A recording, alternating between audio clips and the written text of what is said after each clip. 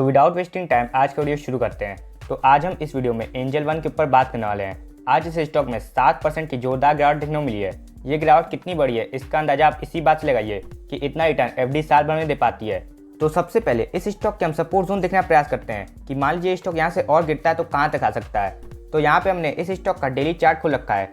तो इस स्टॉक का मेजर सपोर्ट जोन 1250 के लेवल के आसपास आ रहा है, जहाँ पे इस स्टॉक ने यहाँ पे एक बार रेजिस्टेंस लिया था एंड फिर जब इस लेवल को तोड़ दिया तो यहाँ पे कितनी बार सपोर्ट लिया एंड फिर यहाँ पे भी एक बार सपोर्ट लिया एंड फिर यहाँ पे भी सपोर्ट लिया, यानी कि 1250 के आसपास इस स्टॉक का काफ़ी स्ट्रॉन्ग सपोर्ट है। एंड अगर इमीडिएट सपोर्ट जोन की बात करें तो सिंपली है 1380 के आसपास के लेवल, जहाँ पे ये स्टॉक इस समय ट्रेड भी कर रहा है। तो अगर ये 1380 का सपोर्ट टूटता है तो ये स्टॉक सिंपली 1250 तक आ सकता है। तो अगर हम स्टॉक मार्केट के थीम में इन्वेस्ट करना चाहते हैं, मतलब कि हमें ऐसा लग रहा है कि यहाँ से stock market as a whole sector काफ़ी ऊपर जाएगा, तो हम इस कंपनी में इन्वेस्टमेंट करने आए सोच सकते हैं, क्योंकि ये company basically third largest discount broker है इंडिया में बात करें तो। लेकिन ये कंपनी यहाँ से ग्रो कर पाएगी कि नहीं वो मुश्किल है। क्यों? क्योंकि यहाँ पे अपस्टॉक्स एंड जीरोधा ऐसे बड़े डिस्काउंट ब्रोकर भी आ जाते हैं जो इस कंपनी को काफ़ी ज़्यादा कंपटीशन दे रहे हैं। तो अगर हमें स्टॉक मार्केट के थीम में इन्वेस्टमेंट करना ही है तो हम सीडीएसएल में इन्वेस्ट कर सकते हैं। क्यों?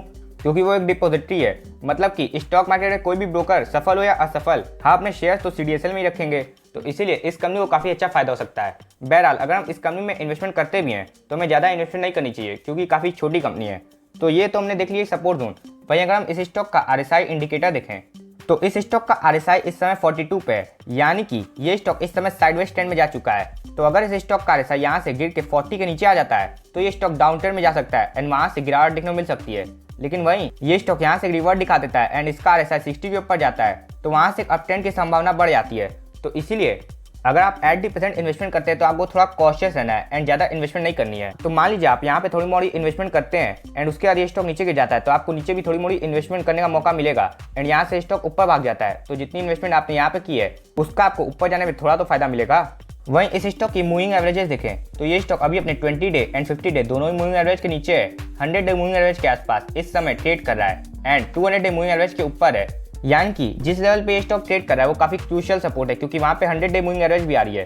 तो अगर ये स्टॉक अपने 100 डे मूविंग एवरेज को तोड़ता है तो फिर ये स्टॉक सिंपली अपने 200 डे मूविंग एवरेज तक आ सकता है, जो कि लेवल है 1332 का। तो इसीलिए मान लीजिए आपके पास 10 शेयर खरीदने का पैसा है तो करंट मार्केट प्राइस पे सब शेयर मत खरीदिए, क्योंकि ये स्टॉक अपने क्रूशियल सपोर्ट पे है। अगर ये सपोर्ट टूटता है तो फिर ये स्टॉक काफी नीचे आ सकता है।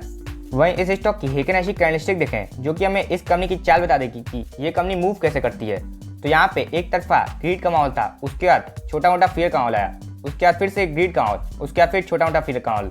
यानी कि अभी तक हमें क्या पता चल रहा है कि ग्रीड के माहौल से फियर का माहौल छोटा होता है, लेकिन यहाँ पे एक ग्रीड का माहौल आया, उसके बाद देखिए कितना बड़ा फियर का माहौल।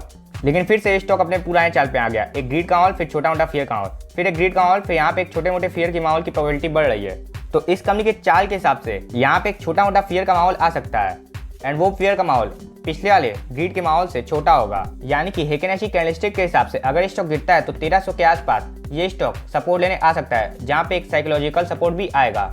तो अगर आप इस कंपनी में इन्वेस्टमेंट करना चाहते हैं तो आप 1250 एंड 1300 एंड 1330 के लेवल पे ध्यान रख सकते हैं। ये कुछ लेवल हैं जिनमें आप ध्यान रख सकते हैं अगर आप इन्वेस्टमेंट करने के इच्छुक हैं। तो पर्सनली अगर मेरी बात करें तो मैं इस कंपनी में इन्वेस्टमेंट नहीं करता। अगर मुझे स्टॉक मार्केट के थीम में इन्वेस्टमेंट करनी होती तो मैं सीडीएसएल में इन्वेस्टमेंट करने जाता, कि वहाँ पे रिस्क काफ़ी कम हो जाता। अब कौन सा डिस्काउंट बुकिंग प्लेटफॉर्म आगे जाके ग्रो होगा किसको पता, लेकिन हम अपने शेयर्स तो सीडीएसएल में ही रखेंगे। तो अल्टीमेटली स्टॉक मार्केट का फायदा सीडीएसएल को होना ही है। एंड मान लीजिए आपने हाई लेवल पे इन्वेस्टमेंट कर दिया है तो यहाँ पे आपको थोड़ा वेट करना चाहिए, 1-2 क्वार्टर्स देखने चाहिए। अगर क्वार्टर खराब आते हैं तो आप इसमें से एग्जिट ले सकते हैं, लेकिन अगर क्वार्टर अच्छे आ जाते हैं तो आप कंटिन्यू करिए। एंड अगर आप इस कंपनी में इन्वेस्टमेंट करते हैं तो आप मैक्स टू मैक्स 4% तक की एलोकेशन दे सकते हैं, उससे ज़्यादा मत दीजिएगा, क्योंकि ये कंपनी अभी भी काफ़ी छोटी कंपनी है।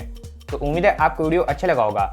एंड अगर आप अपना portfolio free of cost review करना चाहते हैं तो आप डिस्क्रिप्शन एंड कमेंट में दी गई जीमेल आईडी पे हमें अपना पोर्टफोलियो भेज सकते हैं। हम आपका पोर्टफोलियो फ्री ऑफ कॉस्ट इसी चैनल पे रिव्यू कर देंगे एंड हम आपकी सिक्योरिटी का ही पूरा ध्यान रखेंगे। तो अगर आपको वीडियो सच में अच्छा लगा तो हमारे चैनल को सब्सक्राइब करना मत भूलिएगा, एंड अगर अच्छा नहीं लगा तो सब्सक्राइब मत करिएगा। तो मिलते हैं नेक्स्ट वीडियो में, तब तक ले दिस वेदांत साइनिंग ऑफ।